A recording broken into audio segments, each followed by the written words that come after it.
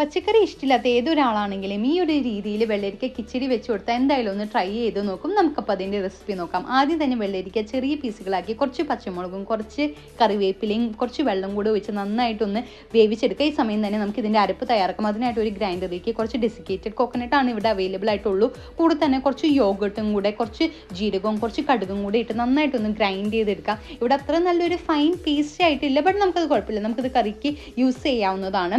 ആ ഒരു fine paste നമുക്ക് കറിയിലേക്ക് ഇട്ട് നന്നായിട്ടൊന്ന് മിക്സ് ചെയ്തെടുക്കുക. അതിൻ്റെ ഒരു പച്ച ചുവ മാറുന്നതിന് വേണ്ടിയിട്ടാണ്. ആ ഒരു പച്ച ടേസ്റ്റ് മാറിയതിന് ശേഷം നമുക്ക് ഇതിനകത്തേക്ക് ഗ്രീക്ക് യോഗട്ട് തൈര് ആഡ് ചെയ്ത് കൊടുക്കാം.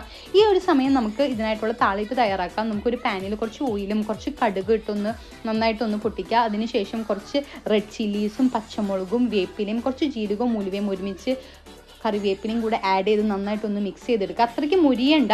അതിനുശേഷം നമുക്കിത് നമ്മുടെ കിച്ചടിയിലേക്ക് ആഡ് ചെയ്യാം. നല്ലൊരു ഡിഷാണ്, എല്ലാവർക്കും ഇഷ്ടമാവുന്നൊരു